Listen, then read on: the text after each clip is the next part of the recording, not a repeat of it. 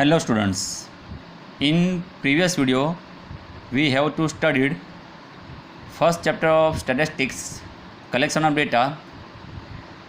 First population, second sample, third qualitative data, fourth quantitative data, fifth primary data, and sixth secondary data. Today we will study methods of collecting primary data, यानी हमको primary data collect करना है तो उसके लिए कौन सी method है। Primary data यानी जो इन्वेस्टिगेटर है या एजेंसी है जो फर्स्ट टाइम डेटा कलेक्ट करता है। सेकंड डेटा मतलब जो डेटा उन्होंने कलेक्ट किया है वो जो पब्लिश करता है और वो डेटा का यूज़ पब्लिक करती है तो उनके लिए वो माना जाएगा सेकंड डेटा। ओके, तो first method of primary data, direct inquiry.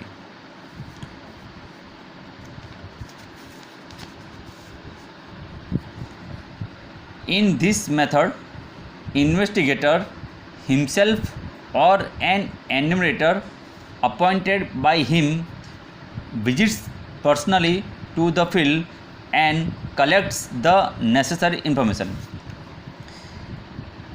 यानी ए मेथड में जो इन्वेस्टिगेटर होगा वो खुद या उसने जो एन्यूमरेटर अपॉइंटेड किया है।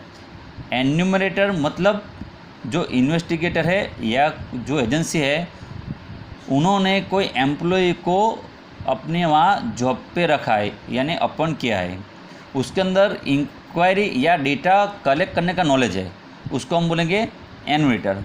वो पर्सनली जाके मिलेगा जो फील्ड में इंफॉर्मेशन लेनी है और वहाँ से इंफॉर्मेशन कलेक्ट करेगा, उसको हम बोलेंगे डायरेक्ट इंक्वायरी। इसका एग्जाम्पल ले लेते हैं। हमारा जो गुजरात स्टेट है वो गुजरात स्टेट के अंदर कोई भी एक कंपनी है, वो कंपनी का एक ही मॉल है और वो मॉल के अंदर 10 या 15 एम्प्लॉय है और वो 10 या जो 15 एम्प्लॉय है उनके पास से कोई भी इंफॉर्मेशन कलेक्ट करनी हो तो वो इन्वेस्टिगेटर खुद जाएगा या फिर उस अपना एन्यूमरेटर उसको भेजेगा। वो जाके वो जो 10 या 15 एम्प्लॉय है उनको जाके सब क्वेश्चन पूछेगा, यानी जो फील्ड का उसको नॉलेज चाहिए, इन्फॉर्मेशन चाहिए, वो जाकर उनको पूछेगा। तो इसको हम बोलेंगे डायरेक्ट इंक्वायरी। ठीक है, उसका एडवांटेजेस क्या है। अब इसका first advantages, the data obtained by this method are accurate and reliable. यानी डायरेक्ट इंक्वायरी करने से हमको जो डेटा मिलता है वो एक्यूरेट होता है और रिलायबल होता है, यानी विश्वसनीय होता है। Second advantages, due to face interviews with respondent, enumerator can solve any question और डाउट और any confusion by giving proper explanation.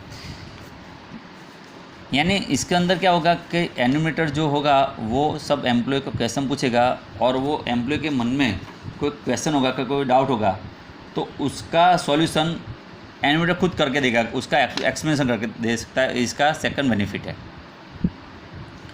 Third, this method is much better than the field of inquiry is limited. जो inquiry करनी है उसका field limited होना, वहीं पे ये डायरेक्ट इंक्वायरी हो सकती है। मैंने एग्जांपल दिया कि वो जो कंपनी है उसका एक ही मॉल गुजरात में है तो वो फील्ड क्या हो गया, लिमिटेड हो गया। ठीक है, अगर वो कंपनी का गुजरात के अंदर 20 या 25 नंबर के मॉल है, यानी 20 से 25 मॉल है, तो वो सब में जाना उसको पॉसिबल नहीं होगा, तो उसमें डायरेक्ट इंक्वायरी नहीं हो सकती है। उसके लिए इसके बाद की जो मेथड है कि इनडायरेक्ट इंक्वायरी, वो मेथड वहाँ पे यूज़ कर सकते हैं। तो डायरेक्ट इंक्वायरी का बेनिफिट क्या है कि जब हमारा फील्ड लिमिटेड हो तो हम ये डायरेक्ट इंक्वायरी कर सकते हैं। अब इसका डिसएडवांटेजेस क्या है। हर कोई चीज़ का एडवांटेजेस भी है और डिसएडवांटेजेस भी है। ठीक है, पर क्या होता है कि हमको जहाँ पे जो मेथड यूज़ करना चाहते हैं वो मेथड यूज़ कर सकते हैं। तो उसका disadvantages, first, this method requires more time, more number of enumerator when the field of inquiry is very wide. यानी ए मेथड में हमको ज़्यादा टाइम चाहिए और ज़्यादा एन्यूमरेटर चाहिए जब इंक्वायरी वेरी वाइड हो। वेरी वाइड समझ लो, यानी मैंने एग्जांपल दिया, अगर वो जो कंपनी है उसका गुजरात के अंदर 20 to 25 मॉल है, तो सब एम्प्लॉय को जाके मिलना होगा, तो उसको क्या करना पड़ेगा, ज़्यादा एन्यूमरेटर उसको ओपन करने पड़ेंगे और वो इंक्वायरी जो करनी है उसका इन्फॉर्मेशन लेने में ज़्यादा टाइम लगेगा। इसका एक डिसएडवांटेज है।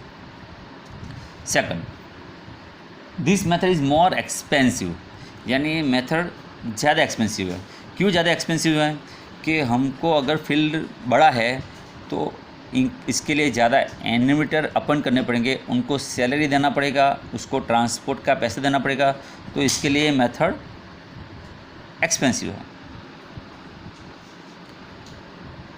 थर्ड, इसका disadvantages, the information collected by this method may be less reliable if enumerator are untrained. यानी हमने जो एम्प्लॉय को अपन किया है, अगर वो एम्प्लॉय अनट्रेन है तो वो जो इन्फॉर्मेशन कलेक्ट करनी है वो लेस रिलायबल होगी, यानी प्योर रिलायबल नहीं होगी। ओके, यानी हमको methods of collecting primary data की 3 मेथड है, उसमें से हमको कौन सी मेथड यूज़ करनी है, अप्रोप्रिएट, जो ज़्यादा बेहतर लगती है वो मेथड यूज़ करनी है, नहीं कि डायरेक्ट इंक्वायरी करनी है, नहीं कि इनडायरेक्ट ही इंक्वायरी करनी है। तो सेकंड मेथड हम स्टडी करेंगे, indirect inquiry. In any of the following situation create, यानी जो नीचे की 3 कंडीशन क्रिएट होती है तो हमको इनडायरेक्ट इंक्वायरी से इंफॉर्मेशन कलेक्ट करनी पड़ेगी या डेटा कलेक्ट करना पड़ेगा। तो इसमें से फर्स्ट सिचुएशन कौन सी है, when direct source does not exist, यानी हमको जो डेटा लेना है उसका डायरेक्ट सोर्स एग्जिस्ट नहीं है। एक्स मान के चलो कोई कंपनी है, उसका जो मॉल है वो पहले बंद हो गया है, अब उनके एम्प्लॉय के पास से हमको इन्फॉर्मेशन चाहिए तो हम डायरेक्ट जाके पूछ नहीं सकते हैं। तो ठीक है, तो हम क्या करेंगे, किसी भी दूसरे आदमी को उसके बारे में पूछ के जानकारी ले सकते हैं। तो ये फर्स्ट सिचुएशन हो गई। Second situation, when the field of direct inquiry is very large and there is a lack of time for personal contact with respondent. यानी मैंने पहले बोला आपको कि डायरेक्ट इंक्वायरी का फील्ड वेरी लार्ज हो, यानी वो जो 20 से 25 मॉल है तो हम उसके अंदर जाके डायरेक्ट इंक्वायरी नहीं कर सकते, तो हम इनडायरेक्ट इंक्वायरी कर सकते हैं। तो कैसे इनडायरेक्ट इंक्वायरी कर सकते हैं वो समझाता हूँ।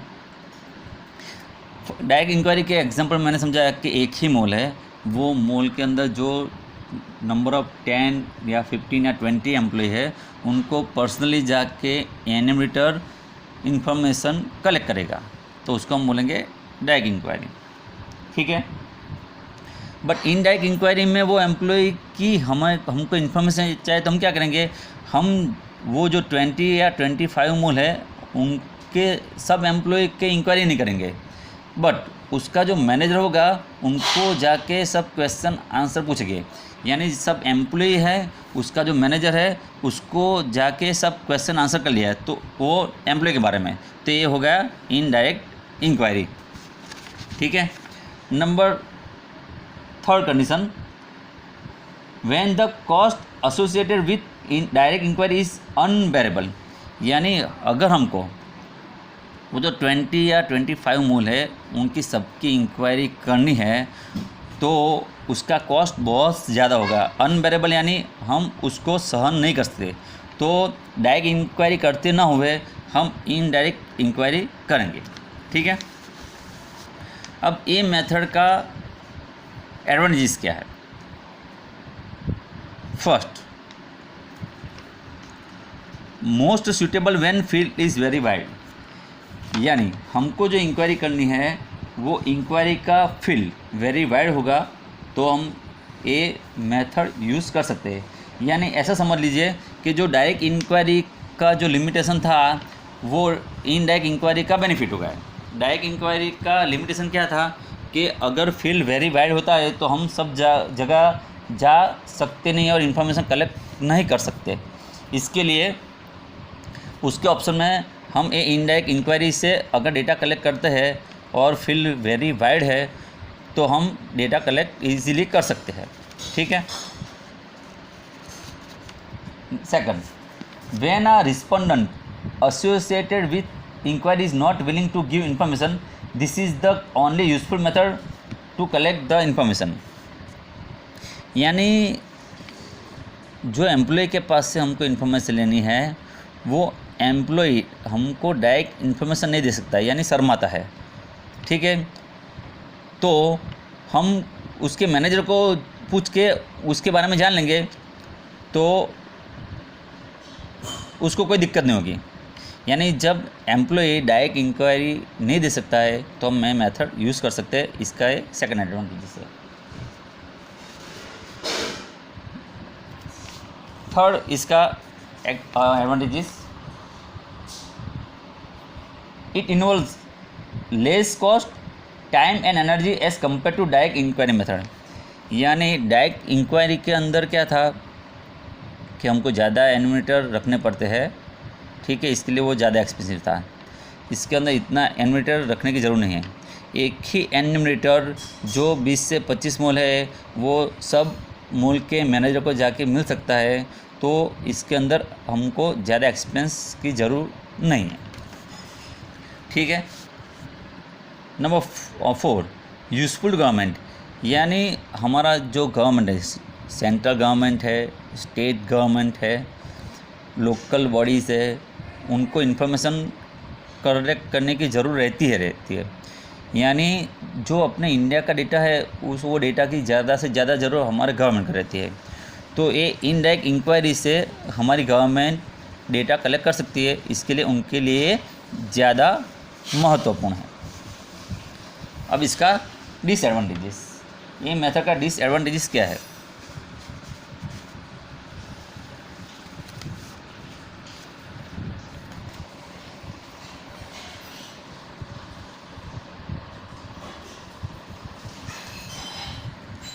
When individual or organization associated with the task of providing information have any prejudices or a biased attitude, the information becomes less reliable।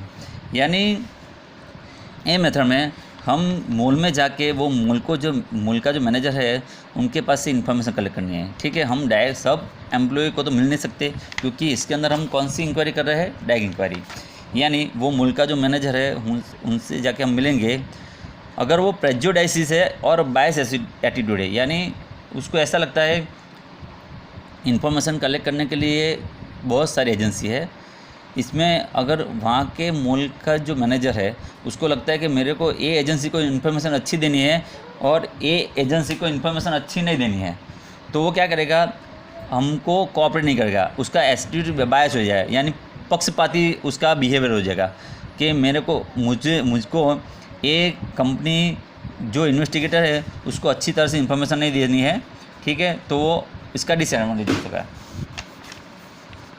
उसका second disadvantages, the method becomes useless when the third party from whom information is obtain is dishonest, inefficient और unable to provide correct information. यानी वो mall का जो manager है वो dishonest होता है, हमको इन्फॉर्मेशन सच्ची नहीं देनी है। ठीक है।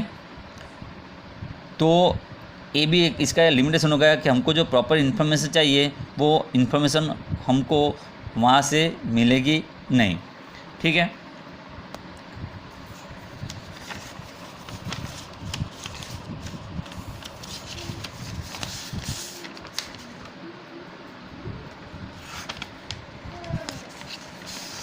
ओके स्टूडेंट, टुडे आज के लिए हमारा इतना ही काफ़ी है। अब नेक्स्ट वीडियो में हम स्टडी करेंगे methods of questionnaire. Okay, thank you.